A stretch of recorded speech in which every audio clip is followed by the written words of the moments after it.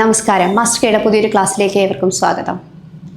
നമ്മൾ പഠിക്കാൻ പോകുന്നത് ഗതാഗതവുമായി ബന്ധപ്പെട്ട കുറച്ച് ഭാഗങ്ങളാണ്. ഇന്ത്യൻ ജോഗ്രഫിക്കകത്ത് ഗതാഗതവുമായി ബന്ധപ്പെട്ട് ഒരു ചെറിയ പാർട്ട് പഠിക്കാനുണ്ട്. അതാണ് നമ്മളിപ്പോൾ നോക്കുന്നത്. ആദ്യം നമ്മൾ പഠിക്കുന്നത് ജലഗതാഗത മാർഗ്ഗങ്ങളാണ് കേട്ടോ. ജലഗതാഗത മാർഗ്ഗങ്ങൾ വളരെ എളുപ്പത്തിൽ പഠിക്കാവുന്ന ഒരു മേഖലയാണ് ഇത് ഗതാഗതം എന്നത്. നമുക്ക് നോക്കാം. ഏറ്റവും ചെലവ് കുറഞ്ഞ ഗതാഗത മാർഗ്ഗമാണ് ഇത് ജലഗതാഗതം എന്നത് കേട്ടോ. ജലഗതാഗതം എന്നത് വളരെ ചെലവ് കുറഞ്ഞൊരു ഗതാഗത മാർഗ്ഗമാണ്. പരിസ്ഥിതിക്ക് മലിനീകരണം ഒന്നും തന്നെ ഉണ്ടാക്കാത്ത ഒരു ഗതാഗത മാർഗ്ഗമാണ് ഇത് നമ്മുടെ ജലഗതാഗതം. അന്താരാഷ്ട്ര വ്യാപാരത്തിന് ഏറ്റവും യോജിച്ച ഗതാഗത മാർഗ്ഗമാണ് ഇത് ജലഗതാഗതം അല്ലേ. അതായത് നമ്മൾ അന്താരാഷ്ട്ര വ്യാപാരത്തിന് ഏറ്റവും ചെലവ് കുറഞ്ഞ രീതിയായിരിക്കും കുറച്ചുകൂടി നല്ലത് അല്ലേ. അപ്പോൾ അതാണ് ഏറ്റവും യോജിച്ച ഗതാഗത രീതിയാണ് ഇത് ജലഗതാഗതം. ജലഗതാഗതത്തെ നമുക്ക് പ്രധാനമായിട്ടും രണ്ടായിട്ട് തരംതിരിക്കാം. ഉൾനാടൻ ജലഗതാഗതം എന്നും സമുദ്ര ജലഗതാഗതം എന്നും. ഉൾനാടൻ ജലഗതാഗതവും സമുദ്ര ജലഗതാഗതവും അങ്ങനെ നമുക്ക് രണ്ടായിട്ട് തരംതിരിക്കാം. അന്താരാഷ്ട്ര വ്യാപാരത്തിന് നമ്മൾ കൂടുതലായിട്ടും ആശ്രയിക്കുന്നത് സമുദ്ര ജലഗതാഗതത്തെ ആയിരിക്കും അല്ലേ. പക്ഷെ നമ്മുടെ ഇന്ത്യക്ക് അകത്തുള്ള നമ്മുടെ രാജ്യത്തിനകത്തുള്ള കാര്യങ്ങൾക്ക് നമ്മൾ അല്ലെങ്കിൽ നമ്മുടെ യാത്രാ സൗകര്യത്തിന് അതിനൊക്കെ നമ്മൾ കൂടുതലായിട്ടും ആശ്രയിക്കുന്നത് ഉൾനാടൻ ജലഗതാഗതമായിരിക്കും. നോക്കാം. ഉൾനാടൻ ജലഗതാഗതം അതും നദികളും ഇങ്ങനെയുള്ള കാര്യങ്ങളൊക്കെയാണ് നമ്മൾ നോക്കുന്നത്. കായലുകൾ, കനാലുകൾ തുടങ്ങിയ ജലാശയങ്ങളാണ് ഇതിനകത്തുള്ളത് കേട്ടോ. ഹെഡിങ് നദികൾ, കായലുകൾ, കനാലുകൾ തുടങ്ങിയ ജലാശയങ്ങളാണ് ഉൾനാടൻ ജലഗതാഗതത്തിനായി നമ്മൾ ഉപയോഗിക്കുന്നത് അല്ലേ. നദികൾ കായലുകൾ മീൻസ് തടാകങ്ങൾ, പിന്നെന്താണ് കനാലുകൾ, ഇവയൊക്കെ ഉൾനാടൻ ജലഗതാഗതത്തിനായി നമ്മൾ ഉപയോഗിക്കുന്നു. ഇന്ത്യയിലെ പ്രധാന ഉൾനാടൻ ജലാശയങ്ങളാണ് ഇത് ഹിമാലയൻ നദികളായ ഗംഗ, ബ്രഹ്മപുത്ര നദികൾ, അതിൻ്റെ പോഷക നദികൾ, ഉപദ്വീപീയ നദികളായ ഗോദാവരി, കൃഷ്ണ നദികൾ, ഇന്ദിരാഗാന്ധി കനാല്, പശ്ചിമതീര കനാല്, പിന്നെ മറ്റ് കായലുകൾ, ഇവയെല്ലാം നമ്മൾ ഉൾനാടൻ ജലഗതാഗതവുമായി ബന്ധപ്പെട്ട് പറയുന്നത്. അപ്പം ഇത്രയും കാര്യങ്ങളൊക്കെ ഇൻട്രൊഡക്ഷൻ ആണ് അല്ലേ. ഇൻട്രൊഡക്ഷൻ ആണ്. നോക്കാം. അപ്പൊ നമുക്ക് ഉൾനാടൻ ജലഗതാഗത അതോറിറ്റി. ഉൾനാടൻ ജലഗതാഗത അതോറിറ്റിയുടെ ആസ്ഥാനം നോയിഡയാണ്, ഉത്തർപ്രദേശ് കേട്ടോ. ഉത്തർപ്രദേശിലെ നോയിഡയാണ് ഉൾനാടൻ ജലഗതാഗത അതോറിറ്റിയുടെ ആസ്ഥാനം. 1986 ഒക്ടോബർ 27 ഇത് രൂപീകൃതമായത്. 1986 ഒക്ടോബർ 27 എന്ത് രൂപീകൃതമാകുന്നത്? ഉൾനാടൻ ജലഗതാഗത അതോറിറ്റി രൂപീകൃതമായത് 1986 ഒക്ടോബർ 27. ആസ്ഥാനം എവിടെയാണ്? നോയിഡയാണ്, മറന്നു പോകല്. ദേശീയ ജലഗതാഗത നിയമത്തിന് രാഷ്ട്രപതിയുടെ അംഗീകാരം ലഭിച്ചത് എന്നാണെന്ന് വെച്ചാൽ 2016 മാർച്ച് 25. ഇത് നിലവിൽ വന്നത് 2016 ഏപ്രിൽ 12. അതായത് ദേശീയ ജലഗതാഗത നിയമം എന്നാണ് നിലവിൽ വന്നതെന്ന് വെച്ച് കഴിഞ്ഞാൽ 2016 ഏപ്രിൽ 12 മറന്നു പോകുന്നത്. അപ്പോൾ ഉൾനാടൻ ജലഗതാഗത അതോറിറ്റിയുടെ ആസ്ഥാനം എവിടെയാണ്? നോയിഡയാണ്, ഉത്തർപ്രദേശ്. 1986 ഒക്ടോബർ 27 അത് നിലവിൽ വരുന്നത്. ഇവിടെ എന്താ പറഞ്ഞത്? ദേശീയ ജലഗതാഗത നിയമം വരുന്നത് 2016 ഏപ്രിൽ 12. സെൻട്രൽ വാട്ടർ ട്രാൻസ്പോർട്ട് കോർപ്പറേഷന്റെ ആസ്ഥാനം എവിടെയാണ്? കൊൽക്കത്തയിലാണ്. 1967 സെൻട്രൽ വാട്ടർ ട്രാൻസ്പോർട്ട് കോർപ്പറേഷൻ നിലവിൽ വരുന്നത്. നിലവിൽ ഇന്ത്യയിൽ എത്ര ദേശീയ ജലപാതകളാണുള്ളത്? 111 ദേശീയ ജലപാതകളാണുള്ളത് കേട്ടോ. ഇന്ത്യയിൽ എത്ര ദേശീയ ജലപാതകൾ ഉണ്ടെന്ന് വെച്ച് കഴിഞ്ഞാൽ എത്രയാണ്? 111.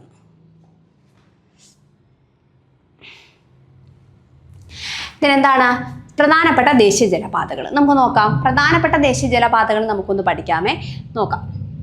ദേശീയ ജലപാത 1. ദേശീയ ജലപാത NW എന്നാണ് അറിയപ്പെടുന്നത്. നാഷണൽ വാട്ടർവേ കേട്ടോ. NW national waterway 1. പശ്ചിമ ബംഗാളിലെ ഹാൽഡിയ മുതൽ അലഹബാദ് വരെ നീണ്ടു കിടക്കുന്നു. അപ്പോൾ എവിടെ വരെയാണ് NW1? ഹാൽഡിയ ടു അലഹബാദ്. അത് ഓർത്തു വെച്ചിരിക്കണം. ഹാൽഡിയ മുതൽ അലഹബാദ് വരെയാണ് എന്ത്? NW1 national waterway 1. എവിടെ മുതൽ എവിടെ വരെയാണ്? ഹാൽഡിയ മുതൽ അലഹബാദ് വരെയാണ്. ഉത്തർപ്രദേശ്, ബീഹാർ, ജാർഖണ്ഡ്, പശ്ചിമ ബംഗാൾ എന്നീ സംസ്ഥാനങ്ങളിലൂടെ കടന്നു പോകുന്നതാണ് ഏത്? ദേശീയ ജലപാത 1. ഏതൊക്കെ സംസ്ഥാനങ്ങളാണ്? ഉത്തർപ്രദേശ്, ബീഹാർ, ജാർഖണ്ഡ്, പശ്ചിമ ബംഗാൾ എന്നീ സംസ്ഥാനങ്ങളിലൂടെ കടന്നു പോകുന്നതാണ് ഏത്? ദേശീയ ജലപാത 1. ആകെ നീളം 1620 കിലോമീറ്റർ. അപ്പം NW1 ദേശീയ ജലപാത 1 ഹാൽഡിയ മുതൽ അലഹബാദ് വരെയാണ്. 1620 കിലോമീറ്റർ ആണ്.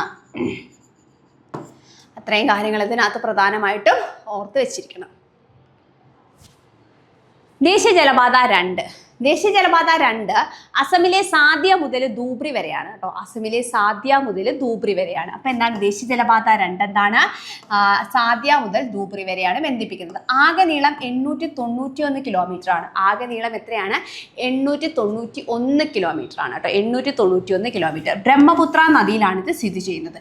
അപ്പൊ ദേശീയ ജലപാത 2 അസമിലെ സാദ്യ മുതൽ ധൂബ്രി വരെയാണ്. ഏത് നദിയാണ്? ബ്രഹ്മപുത്ര നദിയാണ്. ആകെ നീളം എത്രയാണ്? 891 കിലോമീറ്റർ ആണ് ആകെ നീളം. ഇനി ദേശീയ ജലപാത 3. ആദ്യകാലങ്ങളിൽ കൊല്ലം മുതൽ കോട്ടപ്പുറം വരെ. അപ്പൊ പിന്നെ മനസ്സിലാക്കാം ദേശീയ ജലപാത 3 എവിടെയാണ് കടന്നു പോകുന്നത്? കേരളത്തിലൂടെയാണ് കടന്നു പോകുന്നത് അല്ലേ. ആദ്യകാലങ്ങളിൽ കൊല്ലം മുതൽ കോട്ടപ്പുറം വരെയും പിന്നീട് കോഴിക്കോട് വരെയും നീട്ടിയ ജലപാതയാണ് അല്ലേ ദേശീയ ജലപാത 3. അപ്പൊ നിലവിൽ അത് എവിടെ മുതൽ എവിടെ വരെയാണ്? കൊല്ലം ടു കോഴിക്കോടാണ് അല്ലേ. കൊല്ലം ടു കോഴിക്കോട്. ആകെ നീളം 365 കിലോമീറ്റർ ആണ്. കൊല്ലം ടു കോഴിക്കോടാണ്. ആകെ നീളം എത്രയാണ്?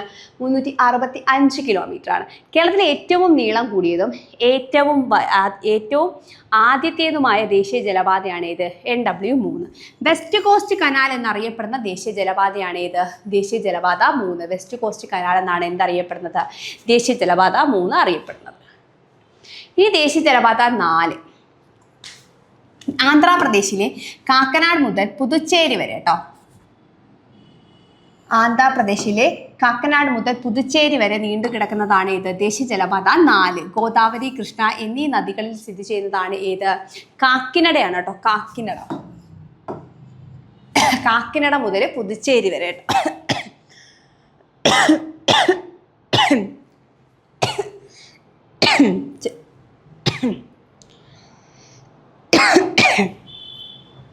ആന്ധ്രാപ്രദേശിലെ കാക്കിനഡ മുതൽ പുതുച്ചേരി വരെ നീണ്ടു കിടക്കുന്നതാണ് ദേശീയ ജലപാത 4. ഗോദാവരി, കൃഷ്ണ എന്നീ നദികളിലാണ് ദേശീയ ജലപാത 4 സ്ഥിതി ചെയ്യുന്നത്. പിന്നെ ഇന്ത്യയിലെ പ്രധാനപ്പെട്ട തുറമുഖങ്ങൾ. അപ്പൊ ദേശീയ ജലപാതകൾ ഒരു 4 എണ്ണമൊക്കെ നമ്മൾ എന്ത് ചെയ്തിരുന്നാൽ മതി? പഠിച്ചു വെച്ചിരുന്നാൽ മതി. അത്ര വലിയ കാര്യങ്ങളൊന്നുമില്ല. പക്ഷേ ബാക്കി കേരളത്തിലൂടെ കടന്നു പോകുന്ന ബാക്കി 3 ദേശീയ ജലപാതകൾ കൂടി ഉണ്ട്. അതെന്ത് ചെയ്തിരിക്കണം? നമ്മുടെ കേരള ജോഗ്രഫിക്കകത്ത് അതിനെക്കുറിച്ച് പറയുന്നുണ്ട്. അവിടെ നിന്ന് നിങ്ങൾ എന്ത് ചെയ്യുക? പഠിക്കുക. ഇനി ഇന്ത്യയിലെ പ്രധാന തുറമുഖങ്ങൾ. ഇന്ത്യയിൽ ഏറ്റവും കൂടുതൽ തുറമുഖമുള്ള സംസ്ഥാനം ഏതാണെന്ന് ചോദിച്ചു കഴിഞ്ഞാൽ ഏതാണ്? മഹാരാഷ്ട്രയാണ്. ഇന്ത്യയിൽ ഏറ്റവും കൂടുതൽ തുറമുഖങ്ങളുള്ള സംസ്ഥാനമാണ് ഏത്? മഹാരാഷ്ട്ര. ഓർത്ത് വെച്ചിരിക്കുക. എന്നാൽ മേജർ തുറമുഖങ്ങൾ ഏറ്റവും കൂടുതലുള്ളത് തമിഴ്നാട്ടിലാണ്. തുറമുഖങ്ങൾ ഏറ്റവും കൂടുതൽ മഹാരാഷ്ട്രയാണ്, സമ്മതിക്കാം. എന്നാൽ മേജർ തുറമുഖങ്ങളുടെ കണക്ക് പറയുകയാണ് ഏറ്റവും കൂടുതലുള്ളത് എവിടെയാണ്? തമിഴ്നാടാണ് അല്ലേ. തമിഴ്നാട്ടിൽ 3 മേജർ തുറമുഖങ്ങളാണ് ഉള്ളത്. ചെന്നൈ, എണ്ണൂർ, തൂത്തുക്കുടി. ഏതൊക്കെയാണ്? ചെന്നൈ തുറമുഖം, എണ്ണൂർ തുറമുഖം, തൂത്തുക്കുടി തുറമുഖം. ഇന്ത്യയിലെ വിദേശ വ്യാപാരത്തിന്റെ ഏകദേശം 95% തുറമുഖങ്ങൾ വഴിയാണ് നടക്കുന്നത് ഇല്ലേ. വളരെ ചെലവ് കുറഞ്ഞ ഗതാഗത മാർഗമാണില്ലേ. അതുകൊണ്ട് തന്നെ നമുക്ക് എന്ത് ചെയ്യാം? തുറമുഖങ്ങളെ ആശ്രയിക്കുന്നതാണ് കൂടുതലും നല്ലത്. അല്ലെങ്കിൽ പിന്നെ എന്താണ്? ജലഗതാഗതം അല്ലാതെയുള്ള മാർഗങ്ങളൊക്കെ എന്താണ്? വളരെ ചെലവ് കൂടിയവയാണ് അല്ലേ. അവയെ നമ്മൾ എന്താണ്? വിദേശ വ്യാപാരത്തിനൊക്കെ ഉപയോഗിച്ചാൽ നമുക്ക് അധിക ചെലവുണ്ടാകും. ഓക്കെ ആണല്ലോ. എല്ലാ പൊതു തുറമുഖങ്ങളും ഗ്രീൻ എനർജിയിൽ പ്രവർത്തിക്കുന്ന ലോകത്തിലെ ആദ്യ രാജ്യമാണ് ഇത്? ഇന്ത്യ. അപ്പം എല്ലാ പൊതു തുറമുഖങ്ങളും ഗ്രീൻ എനർജിയിൽ പ്രവർത്തിക്കുന്ന ലോകത്തിലെ ആദ്യ രാജ്യം ഏതാണെന്ന് ചോദിച്ചു കഴിഞ്ഞാൽ ഏതാണത്? നമ്മുടെ ഇന്ത്യയാണ്. ഇന്ത്യയിലെ മേജർ തുറമുഖങ്ങൾ യൂണിയൻ ലിസ്റ്റിന്റെ കീഴിലാണ്. അതായത് തുറമുഖങ്ങളൊക്കെ എന്ന് പറഞ്ഞു കഴിഞ്ഞാൽ 2ആയിട്ട് നമുക്ക് തരംതിരിക്കാം. മേജർ തുറമുഖങ്ങളും റെഗുലർ തുറമുഖങ്ങളും. നോർമലി ഉള്ള തുറമുഖങ്ങളൊക്കെ ഏത് സംസ്ഥാനത്താണോ ആ ഒരു സംസ്ഥാനത്തിന്റെ കീഴിലായിരിക്കും. എന്നാൽ മേജർ തുറമുഖങ്ങൾ എപ്പോഴും രാജ്യത്തിന്റെ കീഴിലാണ്. അതുകൊണ്ട് അവയെ നമുക്ക് യൂണിയൻ ലിസ്റ്റിനകത്താണ് പെടുത്തുന്നത്. തുറമുഖങ്ങളാണെങ്കിലോ സ്റ്റേറ്റ് ലിസ്റ്റിൽ. മേജർ തുറമുഖമാകുമ്പോൾ യൂണിയൻ ലിസ്റ്റിലാണ്. ആ കാര്യം ഓർത്തു വെച്ചേക്കുക. സംരക്ഷണ ചുമതലയുള്ളത് ആർക്കാണ്? CISF-നാണ് അല്ലേ. CISF-നാണ് തുറമുഖങ്ങളുടെ സംരക്ഷണ ചുമതലയുള്ളത്. ചെറുകിട തുറമുഖങ്ങളുടെ മേൽനോട്ടം വഹിക്കുന്ന സംസ്ഥാന സർക്കാരാണ്. അത് സ്റ്റേറ്റ് ലിസ്റ്റിൽ പെടുന്നു. കടൽ തീരത്തിൽ നിന്നും 12 നോട്ടിക്കൽ മൈൽ വരെയുള്ള സമുദ്രഭാഗം ഇന്ത്യയുടെ അതിർത്തിയിലാണ് ഉൾപ്പെടുന്നത്. അപ്പൊ നമ്മുടെ തീരം ഇതാണെന്ന് വെച്ചോ. ഈ തീരം മുതൽ എന്താണ്? ഇവിടെ വെള്ളം കിടക്കുകയാണ്. ഒരു 12 നോട്ടിക്കൽ മൈല് വരെ ആരുടെ അതിർത്തിയിലായിരിക്കും? നമ്മുടെ രാജ്യത്തിന്റെ അതിർത്തിയിലായിരിക്കും. അതിനുശേഷമുള്ളത് പുറംകടലിന്റെ ഭാഗമായിട്ട് പോകും. അല്ലെങ്കിൽ അതിനടുത്തുള്ള ഏതെങ്കിലും രാജ്യം ഉണ്ടെങ്കിൽ ആ രാജ്യത്തിന്റെ അധീനതയിലായിരിക്കും. അപ്പൊ 12 നോട്ടിക്കൽ മൈൽ വരെ എന്തായിരിക്കും? നമ്മുടെ രാജ്യത്തിന്റെ അധീനതയിലായിരിക്കും. ഇന്ത്യയുടെ കടൽത്തീര ദൈർഘ്യം വെരി വെരി ഇമ്പോർട്ടൻ്റ് ആയിട്ടുള്ളൊരു കാര്യമാണ്, എപ്പോഴും ചോദിക്കുന്നതാണ്. ഇന്ത്യയുടെ കടൽത്തീര ദൈർഘ്യം 7516.6 കേട്ടോ, 7516.6 കിലോമീറ്റർ ആണ് എന്ത് ഇന്ത്യയുടെ കടൽത്തീര ദൈർഘ്യം ഇല്ലേ. നമുക്കറിയാം നമ്മുടെ ഇന്ത്യയുടെ കടൽത്തീരം പറയുമ്പോൾ ഉപദ്വീപീയം, പിന്നെ അതുകൂടാതെ നമ്മുടെ കുറച്ച് ദ്വീപുകളൊക്കെ ഉണ്ട്, ലക്ഷദ്വീപ്, ആൻഡമാൻ നിക്കോബാർ ദ്വീപ്, അവയുടെ തീരം ഇതെല്ലാം കൂടെ ഉൾപ്പെടുത്തി 7516.6 കിലോമീറ്റർ കടൽ തീര ദൈർഘ്യമാണ് ആർക്കുള്ളത്? ഇന്ത്യക്കുള്ളത്. എന്നാൽ ഇന്ത്യൻ ഉപദ്വീപ് മാത്രമാണ് എടുക്കുന്നതെങ്കിൽ, അതായത് നമ്മുടെ ഇന്ത്യയുടെ ഉപദ്വീപ് മാത്രമാണ് എടുക്കുന്നതെങ്കിൽ എന്താണ് 6100 കിലോമീറ്റർ. അപ്പം ഇന്ത്യയുടെ ആകെ ദൈർഘ്യം, കടൽ തീര ദൈർഘ്യം ചോദിച്ചാൽ 7516.6 കിലോമീറ്റർ പെർ അവർ, 6 കിലോമീറ്റർ ആണ്. എന്നാൽ ഇന്ത്യൻ ഉപദ്വീപ് മാത്രമാണെങ്കിൽ, നമ്മുടെ ഇന്ത്യൻ ഉപദ്വീപാണ് എടുക്കുന്നതെങ്കിൽ മൊത്തം 6100 കിലോമീറ്റർ. ഇന്ത്യയുടെ കടൽ തീരമുള്ള സംസ്ഥാനങ്ങൾ എത്രയാണ്? 9 സംസ്ഥാനങ്ങൾക്കാണ് ഇന്ത്യയിൽ എന്താണ് കടൽ തീരമുള്ളത് അല്ലേ. ഏതൊക്കെയാണ്?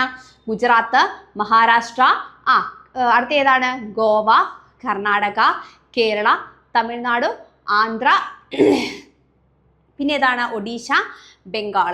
അങ്ങനെ എന്താണ് 9 സംസ്ഥാനങ്ങൾക്ക് ഇന്ത്യയിൽ എന്തുണ്ട്? കടൽത്തീര ദൈർഘ്യം ഉണ്ട്. അതായത് നമ്മുടെ ഈ ഉപദ്വീപുമായി ബന്ധപ്പെട്ട് കിടക്കുന്ന 9 സംസ്ഥാനങ്ങൾക്ക് എന്താണ് ഇന്ത്യയിൽ കടൽത്തീര ദൈർഘ്യമുണ്ട്. ഇനി അന്താരാഷ്ട്ര തുറമുഖങ്ങൾ. ഇന്ത്യയുടെ തുറമുഖങ്ങളെ കുറിച്ച് പറയാൻ വേണ്ടിയാണ് ഈ കടൽത്തീരമുള്ള സംസ്ഥാനങ്ങളെ പറ്റി ഒന്ന് പറയേണ്ടി വന്നത്. അപ്പോൾ 9 സംസ്ഥാനങ്ങൾ കടൽത്തീര ദൈർഘ്യമുണ്ട്. ആ സംസ്ഥാനങ്ങളുമായി ബന്ധപ്പെട്ടാണ് നമ്മൾ എന്ത് പഠിക്കുന്നത്? തുറമുഖങ്ങളെ പഠിക്കുന്നത് ഇല്ലേ. ദെൻ ഇന്ത്യയുടെ പടിഞ്ഞാറൻ തീരത്തെ തുറമുഖങ്ങൾ, അതായത് നമ്മളിപ്പോൾ പറയുന്നത് മേജർ തുറമുഖങ്ങളെ പറ്റിയാണ്. ഇന്ത്യയിൽ നിലവിൽ 13 മേജർ തുറമുഖങ്ങളാണ് ഉണ്ടായിരുന്നത്. എന്നാൽ ഇപ്പോൾ വിഴിഞ്ഞം ഇന്റർനാഷണൽ പോർട്ടും കൂടി നമുക്ക് ചേർക്കണം ഇല്ലേ.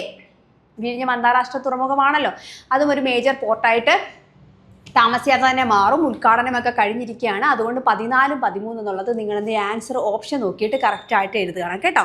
ഇപ്പം നിലവിൽ 13 മേജർ തുറമുഖങ്ങളാണ് എവിടെയുള്ളത്? ഇന്ത്യയിലുള്ളത്. നമ്മളിവിടെ എന്താണ് വിഴിഞ്ഞം കൂടി അങ്ങ് പഠിക്കുന്നുണ്ട് കേട്ടോ. നോക്കിയേ, ഇന്ത്യയുടെ പടിഞ്ഞാറൻ തീരത്ത്, അതായത് നമ്മുടെ ഇന്ത്യ എന്ന് പറയുന്ന രാജ്യം നമ്മൾ പറയുമ്പോൾ ഇത് കിഴക്ക്, ഇത് പടിഞ്ഞാറ്, വടക്ക്, തെക്ക്. അപ്പം ഈ ഒരു പടിഞ്ഞാറൻ തീരത്തുള്ള പോർട്സ് ആണ് നമ്മൾ ആദ്യം പറയുന്നത്. പടിഞ്ഞാറൻ തീരത്തെ തുറമുഖങ്ങൾ, മുംബൈ തുറമുഖം ആദ്യത്തേത് ഇല്ലേ. ആദ്യം നമ്മൾ മുംബൈ തുറമുഖത്തെ കുറിച്ച് പറയണം. പിന്നെ നവശേവ, അതായത് ജവഹർലാൽ നെഹ്റു പോർട്ട്, നവശേവ തുറമുഖം. പിന്നുള്ളത് കാണ്ടില തുറമുഖമാണ്, ഗുജറാത്തിലെ കാണ്ടില തുറമുഖം. ന്യൂ മാംഗ്ലൂർ ആണ് കേട്ടോ, ന്യൂ ബാംഗ്ലൂർ അല്ല, ന്യൂ മാംഗ്ലൂർ ആണ് കേട്ടോ. മംഗലാപുരത്ത് ന്യൂ മാംഗ്ലൂർ തുറമുഖം അല്ലെങ്കിൽ മംഗലാപുരം തുറമുഖം എന്ന് പറയും. അടുത്തതാണ് മർമഗോവ തുറമുഖം, ഗോവയിലെ ഒരു തുറമുഖമാണ് മർമഗോവ തുറമുഖം. പിന്നെ നമ്മുടെ കൊച്ചി തുറമുഖം, നമ്മുടെ കേരളത്തിലെ കൊച്ചി തുറമുഖം. ഇത്രയും നമ്മൾ പടിഞ്ഞാറൻ തീരത്തെ തുറമുഖം.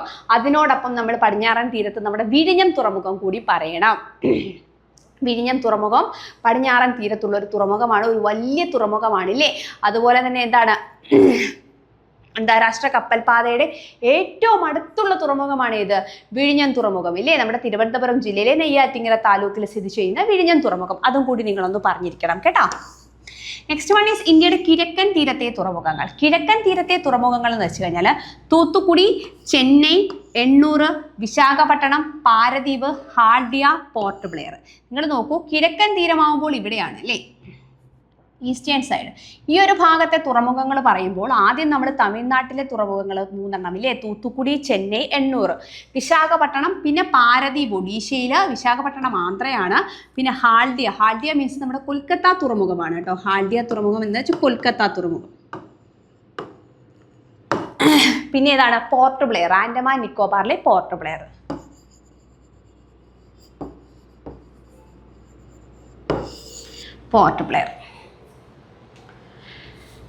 നെക്സ്റ്റ് വൺ ഈസ് എന്താണ്? നമ്മൾ ഓരോന്ന് പഠിക്കുകയാണ്. മുംബൈ തുറമുഖം. നോക്കിയേ, gateway of India, gate of അല്ല ഗേറ്റ് വേ കേട്ടോ. ഗേറ്റ് വേ ഓഫ് ഇന്ത്യ എന്നറിയപ്പെടുന്ന തുറമുഖമാണ് ഏത്? നമ്മുടെ ഏതാണ്? മുംബൈ തുറമുഖം. എവിടെയാണ് സ്ഥിതി ചെയ്യുന്നത്? മുംബൈയിലാണ്, മഹാരാഷ്ട്രയിലാണ് സ്ഥിതി ചെയ്യുന്നത്. 1873 ഇത് സ്ഥാപിതമാകുന്നത്. 1873 ഇത് സ്ഥാപിതമാകുന്നത്. ഇന്ത്യയിലെ ഏറ്റവും വലിയ പ്രകൃതിദത്ത തുറമുഖമാണ് ഏത്? നമ്മുടെ മുംബൈ തുറമുഖം. ഇന്ത്യയിലെ ഏറ്റവും വലിയ തുറമുഖം ചോദിച്ചാൽ നിലവിൽ മുംബൈ തുറമുഖമാണ്. അതേപോലെ തന്നെ ഇന്ത്യയിലെ ഏറ്റവും വലിയ പ്രകൃതിദത്ത തുറമുഖം ചോദിച്ചാലും അതേതാണ്? മുംബൈ തുറമുഖം. ഇന്ത്യയുടെ പരുത്തി തുറമുഖം എന്നറിയപ്പെടുന്നത് ഏതാണ്? അതായത് ഇന്ത്യയുടെ കോട്ടണോപോളിസ് എന്ന് പറഞ്ഞാൽ ഇങ്ങനെ കേട്ടോ, പരുത്തി തുറമുഖം, ഇന്ത്യയുടെ കോട്ടണോപോളിസ്.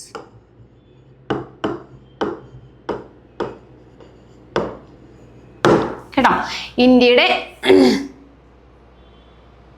കോട്ടണോപോളിസ് എന്നറിയപ്പെടുന്നത് ഏതാണ്? നമ്മുടെ മുംബൈ തുറമുഖമാണ്. അതായത് ഇന്ത്യയുടെ പരുത്തി തുറമുഖം. ഇന്ത്യയിലെ ഏറ്റവും വലിയ കപ്പൽ ഡോക്കിംഗ് കേന്ദ്രമായ മസഗൺ ഡോക്ക് കേട്ടോ. ഡോക്കിംഗ് കേന്ദ്രം എന്ന് വെച്ചാൽ കപ്പൽ അടുപ്പിക്കാൻ കഴിയുന്ന അല്ലെങ്കിൽ കപ്പലിനെ അവിടെ കെട്ടിയിടാൻ കഴിയുന്ന, ഡോക്ക് ചെയ്യാൻ പറ്റുന്ന സംവിധാനമാണ് ഇത്. മസഗൺ ഡോക്ക് സ്ഥിതി ചെയ്യുന്നത് എവിടെയാണ്? നമ്മുടെ മുംബൈയിലാണ് കേട്ടോ. മുംബൈ തുറമുഖത്തിലെ ഡോക്കുകൾ ഏതൊക്കെയാണെന്ന് വെച്ചാൽ Indira dock, Victoria dock, Prince dock. അപ്പം ഈ ഡോക്കുകളൊക്കെ എവിടെയാണ്? മുംബൈയിലാണ്. മുംബൈയിലാണ് ഏത് ഡോക്കുകൾ? Indira dock, Prince dock and പിന്നെ ഏതാണ് നമ്മുടെ വിക്ടോറിയ ഡോക്കൊക്കെ സ്ഥിതി ചെയ്യുന്നത്. ഏറ്റവും വലിയ ഡോക്കായ മസഗൺ ഡോക്ക് സ്ഥിതി ചെയ്യുന്നത് എവിടെയാണ്? മുംബൈയിലാണ് കേട്ടോ. അതായത് ഈ കപ്പലുകൾക്ക് എന്തെങ്കിലും ചെറിയ പണികളോ അങ്ങനെയുള്ള കാര്യങ്ങളൊക്കെ വരുമ്പോൾ അവിടെ അടുപ്പിച്ച് അവിടെ ലോക്ക് ചെയ്യാൻ പറ്റിയ, ഡോക്ക് ചെയ്യുന്ന അല്ലെങ്കിൽ അവിടെ അതിനെ കയറ്റിയിടാൻ പറ്റുന്ന സംവിധാനമുള്ളതാണ് ഇത്, ഈ ഡോക്കിംഗ് സംവിധാനം എന്ന് പറയുന്നത്. Next one is Jawaharlal Nehru port. Mumbai തുറമുഖത്തിന്റെ തിരക്ക് കുറയ്ക്കുന്നതിനായിട്ട് നിലവിൽ വന്നൊരു തുറമുഖമാണ് ഇത്, ഈ നെഹ്റു പോർട്ട് എന്ന് പറയുന്നത്. ഈ നെഹ്റു പോർട്ട് എന്ന് വെച്ചാൽ നവശേവ പോർട്ട് എന്നായിരുന്നു എൻ്റെ ആദ്യകാല പേര്, നവശേവ പോർട്ട്. ഇപ്പോഴാണ് അതിൻ്റെ പേര് എന്താക്കിയത്? നെഹ്റു പോർട്ട് എന്നാക്കിയത്. ആദ്യകാല പേര് നവശേവ പോർട്ട് എന്നായിരുന്നു. ഇന്ത്യയിലെ ഏറ്റവും വലിയ കൃത്രിമ തുറമുഖമാണ് ഇത്, നവശേവ പോർട്ട്. 1989 നവശേവ പോർട്ട് നിലവിൽ വരുന്നത്. അപ്പം നവശേവ പോർട്ട് 1989 നിലവിൽ വരുന്നത്. മുംബൈ തുറമുഖത്തിന്റെ തിരക്ക് കുറയ്ക്കുന്നതിന്റെ ഭാഗമായിട്ട് നിർമ്മിതമായ ഒരു തുറമുഖമാണ് ഇത്, നവശേവ പോർട്ട്. അതിന്റെ മറ്റൊരു പേരെന്താണ്? ജവഹർലാൽ നെഹ്റു പോർട്ട്. ഇന്ത്യയിലെ ആദ്യ സ്വകാര്യവൽക്കരിച്ച container terminal, international container terminal എന്നിവ ഏതാണ്? നമ്മുടെ നെഹ്റു പോർട്ടാണ്.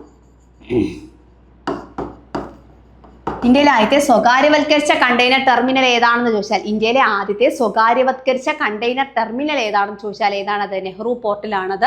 ഇന്റർനാഷണൽ കണ്ടെയ്നർ ടെർമിനൽ ഏതാണെന്ന് ചോദിച്ചു കഴിഞ്ഞാലും അതേതാണ്? നമ്മുടെ നെഹ്റു പോർട്ടാണ്. ഇന്ത്യയിലെ ആദ്യത്തെ മെഗാ കോസ്റ്റൽ സാമ്പത്തിക മേഖല നെഹ്റു പോർട്ട്. നിലവിൽ വന്ന തുറമുഖം, സാമ്പത്തിക മേഖല നിലവിൽ വന്ന തുറമുഖമാണ് ഇത്, നെഹ്റു പോർട്ട്. ഇന്ത്യയിലെ ഏറ്റവും വലിയ കണ്ടെയ്നർ തുറമുഖം നിലവിൽ ഏതാണെന്ന് ചോദിച്ചാൽ ഏതാണ്? കണ്ടെയ്നർ ട്രാൻസ്ഷിപ്മെന്റ് ആണെങ്കിൽ അത് വിഴിഞ്ഞമാണ്, കണ്ടെയ്നർ തുറമുഖമാണെങ്കിൽ അത് ഏതാണ്? നെഹ്റു പോർട്ടാണ് കേട്ടോ. രണ്ടും രണ്ടാണ്. ഇന്ത്യയിലെ ഏറ്റവും വലിയ കണ്ടെയ്നർ പോർട്ട് ചോദിച്ചാൽ ഏതാണത്? അത് നെഹ്റു പോർട്ടാണ്. Next one is New Mangalore. കർണാടകയിലെ ഏക തുറമുഖം. കർണാടകയിലെ ഏക മേജർ തുറമുഖമാണ് ഇത്, ന്യൂമാംഗ്ലൂർ തുറമുഖം. അല്ലെങ്കിൽ ഇതിന് മറ്റൊരു പേരാണ് ഇത്, മംഗലാപുരം തുറമുഖം. മംഗലാപുരത്താണ് ഇത് സ്ഥിതി ചെയ്യുന്നത്. 1974 ഇതിന്റെ പ്രവർത്തനം ആരംഭിക്കുന്നത്. ഈ ന്യൂമാംഗ്ലൂർ തുറമുഖം 1974 ഇതിന്റെ പ്രവർത്തനം ആരംഭിക്കുമ്പോൾ ഇതിന്റെ പേര് പനമ്പൂർ തുറമുഖം എന്നായിരുന്നു കേട്ടോ, പനമ്പൂർ തുറമുഖം കേട്ടോ. ഇപ്പോഴിതിന്റെ പേര് ന്യൂമാംഗ്ലൂർ തുറമുഖം അല്ലെങ്കിൽ മംഗലാപുരം തുറമുഖം എന്നാക്കി മാറ്റി. കുദ്രേമുഖ് ഇരുമ്പയിര് കയറ്റുമതി ചെയ്യുന്നതിന് വേണ്ടിയാണ് ഇത് നിർമ്മിതമായിരിക്കുന്നത്. അതായത് കുദ്രേമുഖ് ഇരുമ്പയിര് കേന്ദ്രത്തിലെ ഇരുമ്പയിര് കയറ്റുമതി ചെയ്യുന്നതിന്റെ ആവശ്യത്തിനായിട്ട് നിർമ്മിതമായ ഒരു തുറമുഖമാണ് ഇത്, ന്യൂമാംഗ്ലൂർ തുറമുഖം. അപ്പോൾ അവിടെ ഏറ്റവും കൂടുതൽ കയറ്റുമതി ചെയ്യുന്നത് എന്താണ്? ഇരുമ്പയിരാണ്. അതൊന്ന് ഓർത്ത് വെച്ചിരിക്കണം. ന്യൂമാംഗ്ലൂർ എവിടെയാണ്? മറക്കല്ല്, കർണാടക. ഏത് സ്ഥലത്തെയാണ്? പശ്ചിമ തീരത്തെയാണ് അല്ലേ, പശ്ചിമ തീരത്തെ തുറമുഖമാണ്. നെക്സ്റ്റ് വൺ ഈസ് ഏതാണ്? മർമഗോവ. മർമഗോവ ഗോവയിലെ ഏക തുറമുഖം അല്ലെങ്കിൽ ഗോവയിലെ ഏക മേജർ തുറമുഖമാണ് ഇത്, മർമഗോവ. ഗോവയിലെ വാസ്കോഡഗാമ എന്ന സ്ഥലത്താണ് ഇത് സ്ഥിതി ചെയ്യുന്നത്. ഇന്ത്യയിലെ പശ്ചിമതീര തുറമുഖങ്ങളിൽ പ്രധാനപ്പെട്ടതാണ് ഏത്? മർമഗോവ. 1885 ഇതിന്റെ പ്രവർത്തനം ആരംഭിച്ചത്. 1885 വർഷം ഒന്ന് പഠിച്ചു വെച്ചിരിക്കണം. 1885 നമ്മുടെ മർമഗോവയുടെ പ്രവർത്തനം ആരംഭിച്ചത്. ഇന്ത്യയിലെ ഏറ്റവും പഴയ തുറമുഖങ്ങളിൽ ഒന്നാണ് ഏത്? മർമഗോവ. ഒരു പ്രകൃതിദത്ത തുറമുഖമാണിത്. ഏത് നദിയിലാണ് നോക്കിയേ? സുവാരി നദിയുടെ തെക്ക് ഭാഗത്തായിട്ടാണ് ഇത് സ്ഥിതി ചെയ്യുന്നത്. അല്ലെങ്കിൽ സുവാരി മണ്ഡോവി നദി കേട്ടോ. ഗോവയിലുള്ള മറ്റൊരു നദിയാണ് മണ്ഡോവി നദി. ഇവിടെ രണ്ടിൻ്റെ ഒരു സംഗമ സ്ഥാനത്ത്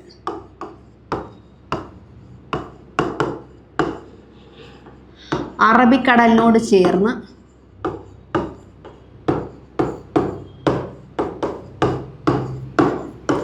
ചേർന്നാണ് എന്ത് സ്ഥിതി ചെയ്യുന്നത്? നമ്മുടെ ഈ ഒരു മർമഗോവ തുറമുഖം സ്ഥിതി ചെയ്യുന്നത്. ഇന്ത്യയിൽ ഏറ്റവും കൂടുതൽ ഇരുമ്പയിര് കയറ്റുമതി ചെയ്യുന്ന തുറമുഖമാണ് ഏത്? മർമഗോവ കേട്ടോ. ഇന്ത്യയിൽ ഏറ്റവും അധികം ഇരുമ്പയിര് കയറ്റുമതി ചെയ്യുന്ന തുറമുഖമാണ് ഏത്? മർമഗോവ. മറക്കരുത്.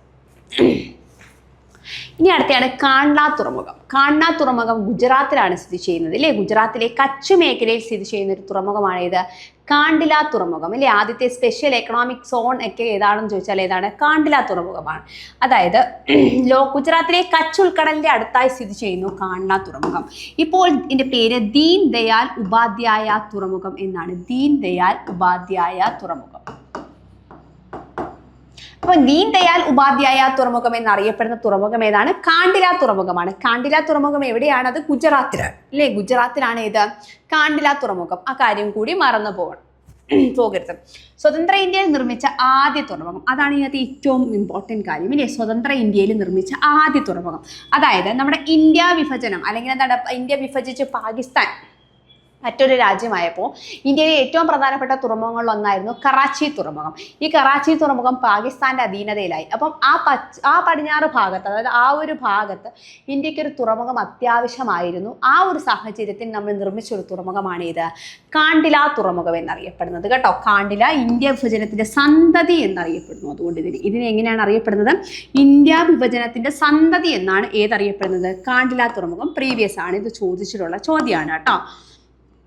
സ്വതന്ത്ര ഇന്ത്യയിൽ നിർമ്മിച്ച ആദ്യ തുറമുഖം ചോദിച്ചിട്ടുണ്ട്. ഇന്ത്യ വിഭജനത്തിന്റെ സന്തതി എന്നറിയപ്പെടുന്ന തുറമുഖം ഏതാണെന്ന് ചോദിച്ചിട്ടുണ്ട്. ഇന്ത്യയിലെ ഏറ്റവും വലിയ വേലിയേറ്റ തുറമുഖം ഏതാണെന്നും ചോദിച്ചിട്ടുണ്ട്. ഇന്ത്യയിലെ ഏറ്റവും വലിയ വേലിയേറ്റ തുറമുഖം ഏതാണെന്ന് ചോദിച്ചു കഴിഞ്ഞാൽ ഏതാണ്? ഏറ്റവും വലിയത് ലാർജസ്റ്റ് ടൈഡൽ പോർട്ട് ഏതാണെന്ന് ചോദിച്ചു കഴിഞ്ഞാൽ ഏതാണത്? കാണ്ടിലയാണ് കേട്ടോ. കാണ്ടില.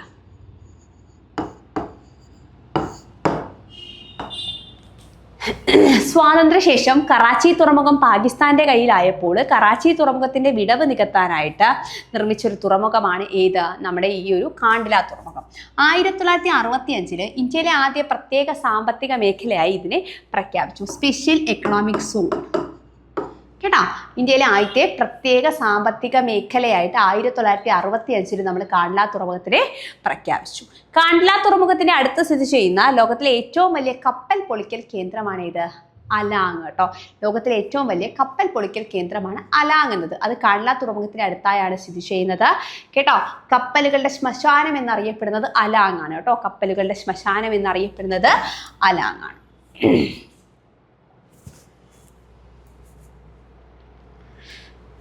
നെക്സ്റ്റ് വൺ ഈസ് കൊച്ചി തുറമുഖം. നോക്കിയേ, കൊച്ചി തുറമുഖം ഇന്ത്യയിലെ ഏറ്റവും വലിയ തടാക തുറമുഖമാണ് ഏത്? കൊച്ചി തുറമുഖം. ഇന്ത്യയിലെ ഏറ്റവും വലിയൊരു തടാക തുറമുഖം ഏതാണെന്ന് ചോദിച്ചാൽ നമുക്ക് ഏതാണെന്ന് പറയാം? കൊച്ചി തുറമുഖമാണെന്ന് പറയാം. 1341 പെരിയാറിലെ വെള്ളപ്പൊക്കമാണ് കൊച്ചി തുറമുഖത്തിന്റെ ഉത്ഭവത്തിന് കാരണമായത്. അപ്പം 1341 പെരിയാറിലുണ്ടായ ഒരു വെള്ളപ്പൊക്കമാണ് എന്ത്? കൊച്ചി തുറമുഖം രൂപപ്പെടാനുള്ള കാരണം. ഇന്ത്യയിലെ ആദ്യത്തെ ഈ പോർട്ടാണ് ഏത്? കൊച്ചി. തുറമുഖത്തിന്റെ ശില്പി ആരാണ്? കൊച്ചി തുറമുഖത്തിന്റെ ശില്പിയാണ് ആര്? റോബർട്ട് ബ്രിസ്റ്റോ കേട്ടോ. ആരാണ്? Robert Bristow. ഇവിടെ നമ്മൾ മറ്റൊരു കാര്യം കൂടി പറയണമല്ലോ. കൊച്ചി തുറമുഖം നിർമ്മിക്കാനായി മണ്ണെടുത്ത് രൂപപ്പെട്ട ഒരു ദ്വീപാണ് ഏത്? വെല്ലിംഗ്ടൺ ദ്വീപ് ഇല്ലേ? വെല്ലിംഗ്ടൺ ദ്വീപ്.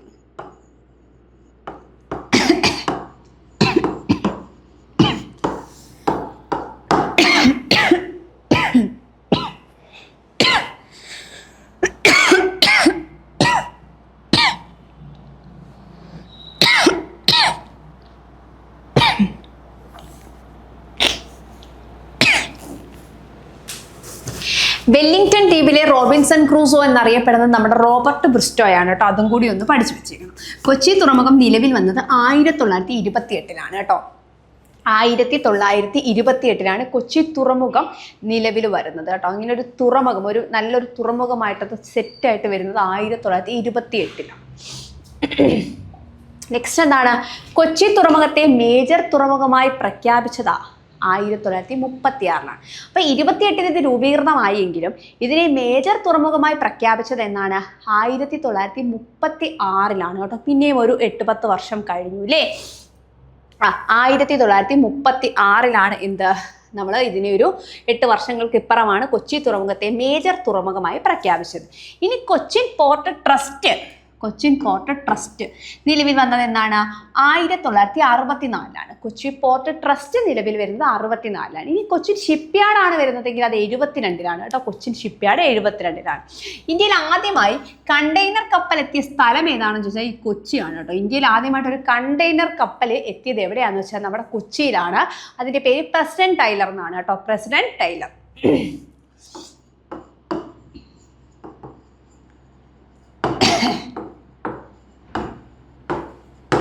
കൊച്ചിൻ ഷിപ്പ്യാർഡ് സ്ഥാപിതമായ വർഷം എന്നാണ്? 1972. നമ്മൾ പറഞ്ഞു ഇന്ത്യയിലെ ഏറ്റവും വലിയ കപ്പൽ നിർമ്മാണശാലയാണ് ഏത്? കൊച്ചിൻ ഷിപ്പ്യാർഡ്. 1972 വന്ന കൊച്ചിൻ ഷിപ്പ്യാർഡാണ് ഇന്ത്യയിലെ ഏറ്റവും വലിയ കപ്പൽ നിർമ്മാണശാല. നെക്സ്റ്റ് വൺ ഈസ് വിഴിഞ്ഞം തുറമുഖം.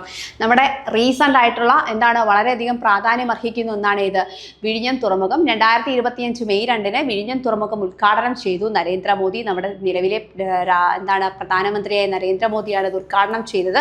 ഒന്ന് ഓർത്ത് വെച്ചിരിക്കണം. തിരുവനന്തപുരം ജില്ലയിലാണ് ഇത് സ്ഥിതി ചെയ്യുന്നത്. നെയ്യാറ്റിൻകര താലൂക്കിലാണ് കേട്ടോ. നെയ്യാറ്റിൻകര താലൂക്ക്, തിരുവനന്തപുരം ജില്ല. ഇന്ത്യയിലെ ആദ്യ സമർപ്പിത ട്രാൻസ്ഷിപ്മെന്റ് തുറമുഖമാണ് ഏത്? വിഴിഞ്ഞം തുറമുഖം. ഇന്ത്യയിലെ ആദ്യത്തെ സമർപ്പിത ട്രാൻസ്ഷിപ്മെന്റ് തുറമുഖമാണ് ഇത് വിഴിഞ്ഞം തുറമുഖം. കൂടാതെ രാജ്യത്തെ ആദ്യത്തെ സെമി ഓട്ടോമേറ്റഡ് തുറമുഖമാണ് ഏത് നമ്മുടെ ഈ ഒരു വിഴിഞ്ഞം തുറമുഖം. പൊതു സ്വകാര്യ പങ്കാളിത്ത രീതിയിൽ നിർമ്മിതമായ ആദ്യ തുറമുഖമാണ് ഇത് വിഴിഞ്ഞം തുറമുഖം. പൊതു സ്വകാര്യ പങ്കാളിത്ത രീതിയിൽ നിർമ്മിതമായിട്ടുള്ള ആദ്യ തുറമുഖമാണ് ഇത് വിഴിഞ്ഞം തുറമുഖം. നിർമ്മാണത്തിന് പങ്കുവഹിച്ചത് ആരാണ്? അദാനി ഗ്രൂപ്പാണ് അല്ലേ. അദാനി ഗ്രൂപ്പാണ് നിർമ്മാണത്തിൽ പങ്കുവഹിച്ചത്. പൊതു സ്വകാര്യ പങ്കാളിത്തത്തോടെയാണെന്ന് നമ്മൾ പറഞ്ഞു അല്ലേ. ഏഷ്യയിലെ ഏറ്റവും ആഴമുള്ളതും ഏകദേശം 3 കിലോമീറ്ററോളം വ്യാപിച്ചു കിടക്കുന്നതുമായ തുറമുഖമാണ് ഇത് വിഴിഞ്ഞം തുറമുഖം. അന്താരാഷ്ട്ര കപ്പൽ പാതയിൽ നിന്നും 10 നോട്ടിക്കൽ മൈൽ മാത്രമേ ദൂരമുള്ളതെന്ന് ഞാൻ പറഞ്ഞു അല്ലേ. എത്രയാണ്? 10 നോട്ടിക്കൽ മൈൽ മാത്രമേ ദൂരമുള്ളൂ കേട്ടോ അന്താരാഷ്ട്ര കപ്പൽ പാതയിൽ നിന്ന്. അപ്പം നമ്മുടെ അതായത് ഏറ്റവും അടുത്ത തുറമുഖമാണ് ഇത് വിഴിഞ്ഞം തുറമുഖം അല്ലേ. അന്താരാഷ്ട്ര കപ്പൽ പാതയുടെ ഏറ്റവും അടുത്ത് സ്ഥിതി ചെയ്യുന്ന തുറമുഖമാണ് വിഴിഞ്ഞം തുറമുഖം. അതുകൊണ്ട് എല്ലാ കപ്പലുകൾക്കും വളരെ വേഗത്തിൽ എത്തിച്ചേരാൻ പറ്റും എവിടെ? വിഴിഞ്ഞം തുറമുഖത്തിൽ. നെക്സ്റ്റ് ഇന്ത്യയുടെ ആദ്യ ആഴക്കടൽ കണ്ടെയ്നർ ഷിപ്മെന്റ് തുറമുഖം. നോക്കിയേ, ഇന്ത്യയുടെ ആദ്യത്തെ ആഴക്കടൽ കണ്ടെയ്നർ ഷിപ്മെന്റ് തുറമുഖമാണ് വിഴിഞ്ഞം തുറമുഖം. ഇന്ത്യയിലെ ആദ്യത്തെ ഗ്രീൻഫീൽഡ് തുറമുഖം. കേരളത്തിലെ നിലവിൽ അന്താരാഷ്ട്ര തുറമുഖങ്ങളുടെ എണ്ണം 2 ഇല്ലേ. 2 അന്താരാഷ്ട്ര തുറമുഖങ്ങളാണ് കേരളത്തിലുള്ളത്. ഇന്ത്യയിലാണെങ്കിൽ 14 അന്താരാഷ്ട്ര തുറമുഖങ്ങൾ നമുക്ക് പറയാൻ പറ്റും കേട്ടോ. നമുക്ക് ഇനി 13 മാറ്റി 14 ആക്കേണ്ട സമയമായി കഴിഞ്ഞു ഇല്ലേ. എന്നാണ് ഉദ്ഘാടനം ചെയ്തത്? 2025 മെയ് 2 ഓക്കെ ആണോ? നെക്സ്റ്റ് വൺ ഈസ് കിഴക്കൻ തീരത്തെ തുറമുഖങ്ങൾ അല്ലെങ്കിൽ കിഴക്കൻ തീരത്തെ അന്താരാഷ്ട്ര തുറമുഖങ്ങൾ. നമ്മൾ പടിഞ്ഞാറൻ തീരത്തെ പറഞ്ഞു ഇല്ലേ. പടിഞ്ഞാറൻ തീരത്തെ എല്ലാം ഒന്നുകൂടി ഒന്ന് പറയാം. ഇവിടെ നോക്കിക്കോളൂ. പടിഞ്ഞാറൻ തീരത്തെ തുറമുഖങ്ങളിനകത്ത് ഏറ്റവും താഴെ നമുക്ക് വിഴിഞ്ഞം പറയാം. പിന്നെ നമ്മൾ കൊച്ചി. രണ്ടും എവിടെയാണ്? കേരളത്തിലാണ് അല്ലേ. കേരളം. ഇനി അടുത്തതായിട്ട് നമ്മൾ പറയേണ്ട ഏതാണ്? ന്യൂ മാംഗ്ലൂർ ആണ് അല്ലേ. ന്യൂ മാംഗ്ലൂർ, കർണാടക. അടുത്തതാണ് നമ്മുടെ ഗോവയിലെ തുറമുഖമായ മർമഗോവ അല്ലേ. മർമഗോവ. പിന്നെ അത് കഴിഞ്ഞിട്ട് നമ്മൾ എന്ത് പറയണം? മഹാരാഷ്ട്രയിലെ 2 നമ്മൾ ഈ ഭാഗത്ത് പറഞ്ഞു. ഏതൊക്കെയാണ്? മുംബൈ പോർട്ടും നെഹ്റു പോർട്ടും 2 പറഞ്ഞു. ഇനി അടുത്തതായിട്ട് ഏതാണ് പറയാനുള്ളത്? ഇനി ഈ ഭാഗത്തായിട്ട് നമ്മുടെ കാണ്ട്ല തുറമുഖം ഇല്ലേ. നമ്മുടെ ഈ ഒരു ഭാഗത്ത് കാണ്ട്ല തുറമുഖം. അപ്പം നമുക്ക് എത്ര പോർട്ടായി പടിഞ്ഞാറൻ സൈഡിൽ? എത്ര ഇന്റർനാഷണൽ പോർട്ടായി നോക്കിയേ. വിഴിഞ്ഞം പറയാതെ തന്നെ നമുക്ക് എത്ര പോർട്ട് പറയാം? 6 പോർട്ടുണ്ട് അല്ലേ. അപ്പൊ പടിഞ്ഞാറൻ തീരത്ത് മൊത്തം 6 തുറമുഖങ്ങൾ അല്ലെങ്കിൽ 6 അന്താരാഷ്ട്ര തുറമുഖങ്ങൾ, 6 മേജർ തുറമുഖങ്ങളാണ് നമ്മൾ പറഞ്ഞുകൊണ്ടിരുന്നത്. ഇപ്പൊ നമ്മൾ വിഴിഞ്ഞം കൂടി ചേർത്ത് നമുക്ക് 7 മേജർ തുറമുഖങ്ങളെ പറയാം. അപ്പൊ മൊത്തം നമുക്ക് 14 എന്ന് പറയുമ്പോൾ കിഴക്കൻ തീരത്ത് 7, പടിഞ്ഞാറൻ തീരത്ത് 7. ഇനി 13 കണക്കിലാണ് പറയുന്നതെങ്കിൽ പടിഞ്ഞാറൻ തീരത്ത് 6, കിഴക്കൻ തീരത്താണ് എന്ത്? കിഴക്കൻ തീരത്തെ 7 സ്റ്റേബിളാണ്. നമുക്ക് കറക്റ്റായിട്ട് പറയാം. വിഴിഞ്ഞം മാത്രമേ ഇപ്പോൾ ഉദ്ഘാടനം കഴിഞ്ഞതേ ഉള്ളൂ. നമുക്ക് അതിനകത്തൊരു കറക്റ്റായിട്ട് ഇന്റർനാഷണൽ പോർട്ടാണ് വിഴിഞ്ഞം. എല്ലാ കാര്യത്തിലും ശരിയാണ്. കാരണം ഏറ്റവും വലിയൊരു തുറമുഖമായി മാറാനുള്ള എല്ലാ ക്വാളിറ്റിയും ആർക്കുണ്ട്? വിഴിഞ്ഞത്തിനുണ്ട്. പക്ഷേ നിലവിൽ നമ്മൾ എന്താണ് പഠിക്കുമ്പോൾ ഈ രണ്ട് കാര്യങ്ങളൊന്ന് ഓർത്ത് വെച്ചേക്കണം. 13 ഇതുവരെയുള്ള റെക്കോർഡിനകത്തെല്ലാം 13 കിടക്കുന്നത്. 14 ആയിട്ടുണ്ട് ചിലതിനകത്തൊക്കെ. അതുകൊണ്ട് ആൻസർ വരുമ്പോൾ ഓപ്ഷൻ അത് 13 14 കൊടുക്കുന്നതെന്ന് പറയാൻ പറ്റില്ല. അതുകൊണ്ട് രണ്ട് കാര്യം കൂടെ നോക്കിയിട്ട് നിങ്ങൾ എന്ത് ചെയ്യുക, പഠിക്കുക എന്നുള്ളത് ചെയ്യുക കേട്ടോ. ശരി, അപ്പം നമ്മളിപ്പോൾ പഠിക്കുമ്പോൾ കിഴക്കൻ തീരത്ത് നമ്മൾ വിഴിഞ്ഞം കൂടി ചേർത്ത് എത്ര തുറമുഖം പറഞ്ഞു? 7. മൊത്തം 14 അല്ലേ? 7. അപ്പം ഇനി നമുക്ക് എന്താണ് കിഴക്കൻ തീരം പഠിക്കണം അല്ലേ? കിഴക്കൻ തീരം. കിഴക്കൻ തീരത്തെ അന്താരാഷ്ട്ര തുറമുഖം ഈ ഒരു ഭാഗത്തെ അല്ലേ? കിഴക്കൻ തീരത്തെ നമുക്ക് പഠിക്കാം.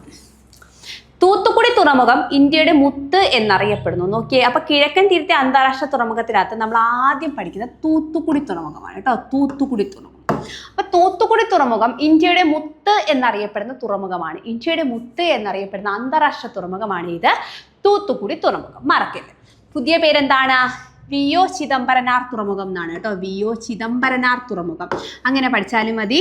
വി.ഒ. ചിദംബരം പിള്ളை ആരാണ് അദ്ദേഹം?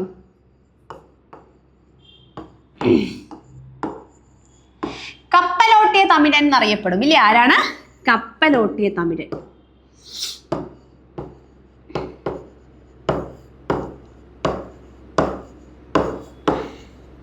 എന്നറിയപ്പെടുന്ന വി.ഒ. ചിദംബരം പിള്ളയുടെ പേരിലാണ് എന്ത് നമ്മുടെ തൂത്തുക്കുടി തുറമുഖം ഇപ്പോൾ അറിയപ്പെടുന്നത്. വി.ഒ. ചിദംബരം തുറമുഖം. ഓക്കെ ആണല്ലോ. ഇന്ത്യയുടെ തെക്കറ്റത്ത് സ്ഥിതി ചെയ്യുന്ന തുറമുഖം എന്താണ്? ഇന്ത്യയുടെ തെക്കറ്റത്ത് സ്ഥിതി ചെയ്യുന്ന തുറമുഖമാണ് ഏത്?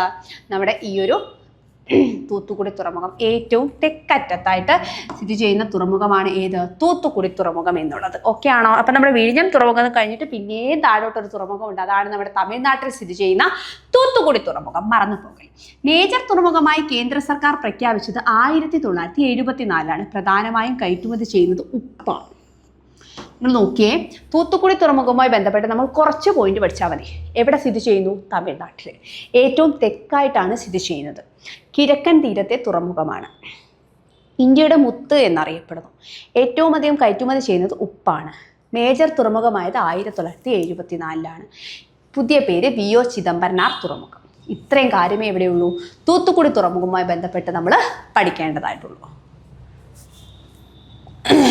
നെക്സ്റ്റ് വൺ ഈസ് ചെന്നൈ തുറമുഖം. ഇന്ത്യയിലെ ഏറ്റവും പഴക്കം ചെന്ന കൃത്രിമ തുറമുഖം. ഇന്ത്യയിലെ ഏറ്റവും വലിയ കൃത്രിമ തുറമുഖം നമ്മൾ പറഞ്ഞു നെഹ്റു പോർട്ടാണെന്ന്. ഇത് ഏറ്റവും പഴക്കം ചെന്ന കൃത്രിമ തുറമുഖം ചോദിച്ചു കഴിഞ്ഞാൽ ഏതാണത്? ചെന്നൈ തുറമുഖമാണ്. 1851 ഇതിന്റെ പ്രവർത്തനം ആരംഭിച്ചത്. 1851 ചെന്നൈ തുറമുഖത്തിന്റെ പ്രവർത്തനം ആരംഭിച്ചത്. തെക്കേ ഇന്ത്യയുടെ കവാടം എന്നറിയപ്പെടുന്ന തുറമുഖമാണ് ഇത്? ചെന്നൈ തുറമുഖം. ഒന്നാം ലോക മഹായുദ്ധത്തിൽ ആക്രമണം നേരിട്ട ഇന്ത്യയിലെ ഒരേ ഒരു തുറമുഖമാണ് ഏത്? ചെന്നൈ തുറമുഖം. അത് ചോദിച്ചിട്ടുള്ളതാണ്. എന്താണ് പറഞ്ഞത്? ഒന്നാം ലോക മഹായുദ്ധത്തിൽ ആക്രമണം നേരിട്ട ഇന്ത്യയിലെ ഏക തുറമുഖമാണ് ഏത്? നമ്മുടെ ചെന്നൈ തുറമുഖം എന്ന് പറയുന്നത്. ഇന്ത്യയിലെ ഏറ്റവും പഴക്കം ചെന്ന കൃത്രിമ തുറമുഖം. 1851 ഇത് എന്തായത്? തുറമുഖമായി പ്രവർത്തനം ആരംഭിച്ചത്. അത്രയും കാര്യങ്ങൾ ചെന്നൈ തുറമുഖവുമായി ബന്ധപ്പെട്ട് ഓർത്തു വെച്ചിരിക്കണം. നെക്സ്റ്റ് വൺ ഈസ് എണ്ണൂർ തുറമുഖം. തമിഴ്നാട്ടിൽ തന്നെയാണ് ഏത് തുറമുഖവും? എണ്ണൂർ തുറമുഖവും കേട്ടോ. എണ്ണൂർ തുറമുഖം. അതിന് മറ്റൊരു പേരുണ്ട്, കാമരാജൻ തുറമുഖം കേട്ടോ. കാമരാജൻ തുറമുഖം എന്നറിയപ്പെടുന്നത് ഈ എണ്ണൂർ തുറമുഖമാണ് കേട്ടോ. ഇന്ത്യയിലെ പരിസ്ഥിതി സൗഹാർദ്ദ തുറമുഖമാണ് ഏത്? എണ്ണൂർ തുറമുഖം. ഇന്ത്യയിലെ പരിസ്ഥിതി സൗഹാർദ്ദ തുറമുഖം ഏതാണെന്ന് ചോദിച്ചു കഴിഞ്ഞാൽ ഏതാണ്? എണ്ണൂർ തുറമുഖമാണ് കേട്ടോ. ഇന്ത്യയിലെ പരിസ്ഥിതി സൗഹാർദ്ദ തുറമുഖമാണ് ഏത്? എണ്ണൂർ തുറമുഖം. ഇന്ത്യയിലെ ആദ്യത്തെ കോർപ്പറേറ്റ് തുറമുഖം. എനർജി പോർട്ട് ഓഫ് ഏഷ്യ എന്നറിയപ്പെടുന്നത് എണ്ണൂറാണ്. എനർജി പോർട്ട് ഓഫ് ഏഷ്യ എന്നറിയപ്പെടുന്നത് പ്രീവൈക്കുമാണ്. എനർജി പോർട്ട് ഓഫ് ഏഷ്യ എന്നറിയപ്പെടുന്നത് ഏതാണ്? എണ്ണൂർ തുറമുഖമാണ്. ഏറ്റവും അധികം ലിഗ്നൈറ്റ് കയറ്റുമതി ചെയ്യുന്നത് നമുക്കറിയാം. ലിഗ്നൈറ്റ് ഉൽപ്പാദനത്തിൽ മുന്നിൽ നിൽക്കുന്നത് നെയ്വേലി തമിഴ്നാടാണെന്നൊക്കെ നമുക്കറിയാം അല്ലേ? നെയ്വേലി തമിഴ്നാട്. അപ്പം ഏറ്റവും കൂടുതൽ ലിഗ്നൈറ്റ് കയറ്റുമതി ചെയ്യുന്ന തുറമുഖം ഏതാണെന്ന് ചോദിച്ചു കഴിഞ്ഞാൽ ഏതാണത്? അത് എണ്ണൂർ തുറമുഖം അല്ലെങ്കിൽ കാമരാജൻ തുറമുഖം. അപ്പം എണ്ണൂർ തുറമുഖവുമായി ബന്ധപ്പെട്ട് വളരെ കുറച്ച് കാര്യങ്ങളെ പഠിക്കാനുള്ളൂ. എന്താണ്? പരിസ്ഥിതി സൗഹാർദ്ദ തുറമുഖം, ആദ്യത്തെ കോർപ്പറേറ്റ് തുറമുഖമാണ്. പിന്നെന്താണ്? എനർജി പോർട്ട് ഓഫ് ഏഷ്യ എന്നറിയപ്പെടുന്നത് എണ്ണൂർ തുറമുഖമാണ്. കെ കാമരാജൻ തുറമുഖം എന്നറിയപ്പെടുന്നു. അതിന്റെ പുതിയ പേര് അങ്ങനെയാണ്. ഏറ്റവും അധികം ലിഗ്നൈറ്റ് കയറ്റുമതി ചെയ്യുന്നത് എണ്ണൂർ തുറമുഖമാണ്. നെക്സ്റ്റ് വൺ ഈസ് വിശാഖപട്ടണം തുറമുഖം. ഏതാണ്? വിശാഖപട്ടണം തുറമുഖം. എവിടെയാണ് സ്ഥിതി ചെയ്യുന്നത്? ആന്ധ്രാപ്രദേശിലാണ് അല്ലേ. ആന്ധ്രയിലെ ഏക മേജർ തുറമുഖമാണ് ഇത്, വിശാഖപട്ടണം. ഇന്ത്യയിലെ തുറമുഖങ്ങൾക്കിടയിലെ തിളക്കമാർന്ന രത്നം എന്നൊക്കെ അറിയപ്പെടുന്നത് ഏതിനെയാണ്? വിശാഖപട്ടണത്തെയാണ് കേട്ടോ. ഇന്ത്യയിലെ തുറമുഖങ്ങൾക്കിടയിലെ തിളക്കമാർന്ന രത്നം എന്നറിയപ്പെടുന്നത് വിശാഖപട്ടണം തുറമുഖത്തെയാണ്. ഇന്ത്യയിലെ ഏക കരബന്ധിത തുറമുഖമാണ് ഇത്, വിശാഖപട്ടണം തുറമുഖം. ബംഗാൾ ഉൾക്കടലിലെ ഏക പ്രകൃതിദത്ത തുറമുഖം കേട്ടോ. ബംഗാൾ ഉൾക്കടലിലെ ഏക പ്രകൃതിദത്ത തുറമുഖമാണ് ഇത്, നമ്മുടെ വിശാഖപട്ടണം തുറമുഖം. ഏക കരബന്ധിത തുറമുഖം ഏതാണെന്ന് ചോദിച്ചു കഴിഞ്ഞാൽ ഏതാണ്? വിശാഖപട്ടണം തുറമുഖമാണ്. ഏറ്റവും കൂടുതൽ ചോദിച്ചിട്ടുള്ള ചോദ്യം, ഇന്ത്യയിലെ തുറമുഖങ്ങൾക്കിടയിലെ തിളക്കമാർന്ന രത്നം എന്നറിയപ്പെടുന്നത് ആരാണ്? വിശാഖപട്ടണം തുറമുഖമാണ്. ഇങ്ങനെ വിശേഷിപ്പിച്ചത് നെഹ്റു ആണ് കേട്ടോ.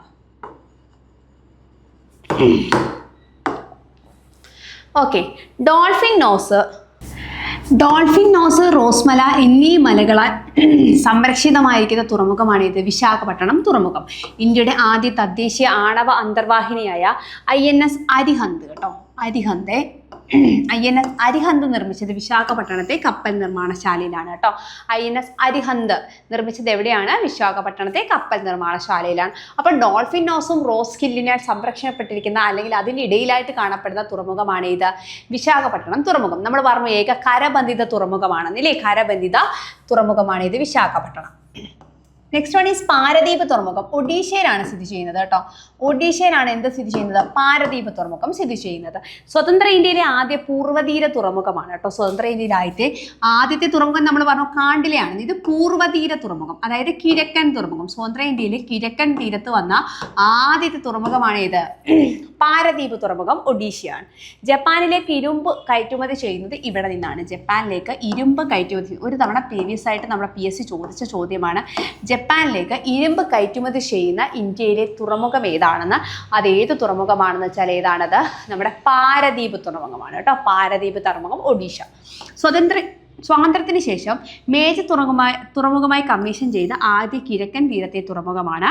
മേജർ തുറമുഖമായി പ്രഖ്യാപിച്ചത് 1966-ലാണ്. കൃത്രിമ ലഗൂണുകൾക്കിടയിലാണ് ഏത് സ്ഥിതി ചെയ്യുന്നത്? ഈ പാരദീപ് തുറമുഖം സ്ഥിതി ചെയ്യുന്നത് കേട്ടോ. പാരദീപ് തുറമുഖം സ്ഥിതി ചെയ്യുന്നത് കൃത്രിമ ലഗൂണുകൾക്ക് ഇടയിലായിട്ടാണ്. അതുകൊണ്ട് ഓർത്ത് വെച്ചിരിക്കണം. നെക്സ്റ്റ് വൺ ഈസ് കൊൽക്കത്ത തുറമുഖം. ഹാൽഡിയ തുറമുഖം എന്നറിയപ്പെടുന്ന തുറമുഖം ഇല്ലേ, കൊൽക്കത്ത തുറമുഖം. ഹാൽഡിയ തുറമുഖം എന്നാണ് അതിൻ്റെ യഥാർത്ഥ പേര്. എന്താണ്? കൊൽക്കത്തയിലാണ് ഇത് സ്ഥിതി ചെയ്യുന്നത്. അതുകൊണ്ട് ഇതിനെ കൊൽക്കത്ത തുറമുഖം എന്ന് പറയുന്നു. ഇന്ത്യയിലെ ഏക നദീജന്യ തുറമുഖമാണ് ഏത്? നമ്മൾ പറഞ്ഞ തടാക തുറമുഖം കൊച്ചിയാണെന്ന്, ഇത് നദീജന്യ തുറമുഖമാണ് ഏത്? നമ്മുടെ കൊൽക്കത്ത തുറമുഖം ഇല്ലേ. കിഴക്കേ ഇന്ത്യയിലേക്കുള്ള കവാടം എന്നറിയപ്പെടുന്നത് കൊൽക്കത്ത തുറമുഖമാണ്. ഇതാണ് കിഴക്കേ ഇന്ത്യയിലേക്കുള്ള കവാടം എന്നാണ് കൊൽക്കത്ത തുറമുഖം അറിയപ്പെടുന്നത്. ഇന്ത്യയിലെ ഏറ്റവും പഴക്കം ചെന്നതും ഇപ്പോഴും പ്രവർത്തനത്തിലുള്ളതുമായ തുറമുഖമാണ് ഏത്? കൊൽക്കത്ത തുറമുഖം എന്ന് പറയുന്നത്. ഇന്ത്യൻ കോസ്റ്റ് ഗാർഡിന്റെ ആസ്ഥാനം കൂടിയായ മേജർ തുറമുഖമാണ് ഇത്, കൊൽക്കത്ത തുറമുഖം എന്ന് പറയുന്നത്. കൊൽക്കത്ത തുറമുഖത്തിന്റെ പുതിയ പേരെന്താണെന്ന് വെച്ചാൽ ശ്യാമപ്രസാദ് മുഖർജി തുറമുഖം എന്നാണ്. അപ്പോൾ കൊൽക്കത്ത തുറമുഖത്തിന്റെ പുതിയ പേരെന്താണ്? ശ്യാമപ്രസാദ് മുഖർജി തുറമുഖം എന്നാണ്. പിന്നെന്താണ്? ഇന്ത്യൻ കോസ്റ്റ് ഗാർഡിന്റെ ആസ്ഥാനം എവിടെയാണെന്ന് ചോദിച്ചാൽ എവിടെയാണ്? കൊൽക്കത്ത തുറമുഖമാണ്. പിന്നെന്താണ് പറയുന്നത്? ഏറ്റവും പഴക്കം ചെന്നതും ഇപ്പോഴും പ്രവർത്തിക്കുന്നതുമായ തുറമുഖം ഏതാണെന്ന് ചോദിച്ചാൽ ഏതാണ്? കൊൽക്കത്ത തുറമുഖമാണ്. നദീജന്യ തുറമുഖമാണ്. ഏത് നദിയിലാണ് സ്ഥിതി ചെയ്യുന്നത്? ഹൂഗ്ലി നദിയിലാണ് സ്ഥിതി ചെയ്യുന്നത്. മറക്കല്ലേ, ഹൂഗ്ലി നദിയിലാണ് ഏത് തുറമുഖം സ്ഥിതി ചെയ്യുന്നത്? നമ്മുടെ കൊൽക്കത്ത തുറമുഖം സ്ഥിതി ചെയ്യുന്നത്. Next one is port Blair ഇല്ലേ. ഇന്ത്യൻ ഉപദ്വീപിൽ നിന്നും മാറി കുറച്ച് അപ്പുറത്തായിട്ട് ആൻഡമാൻ നിക്കോബാർ ദ്വീപിലാണ് എന്ത് സ്ഥിതി ചെയ്യുന്നത്? പോർട്ട് ബ്ലെയർ തുറമുഖം സ്ഥിതി ചെയ്യുന്നത്. ഇന്ത്യയുടെ 13ാമത്തെ മേജർ തുറമുഖമായി പ്രഖ്യാപിച്ചത് പോർട്ട് ബ്ലെയർ ആണ് അല്ലേ. ഇതിനെന്താണ്? മേജർ തുറമുഖമായി പ്രഖ്യാപിച്ചത് 2010-ലാണ്. ഇന്ത്യൻ ഉപദ്വീപിൽ നിന്നും മാറി സ്ഥിതി ചെയ്യുന്ന ഇന്ത്യൻ തുറമുഖമാണ് ഇത്, പോർട്ട് ബ്ലെയർ അല്ലേ. ഏത് വർഷമാണ്? 2010-ലാണ് ഇതിനെ തുറമുഖമായിട്ട് എന്ത് ചെയ്യുന്നത്? മേജർ തുറമുഖമായിട്ട് പ്രഖ്യാപിക്കുന്നത് 2010-ലാണ്. ഓർത്ത് വെച്ചിരിക്കണം. ആൻഡമാൻ നിക്കോബാറിലാണ് എന്ത് ചെയ്യുന്നത്? ഇത് സ്ഥിതി ചെയ്യുന്നത്.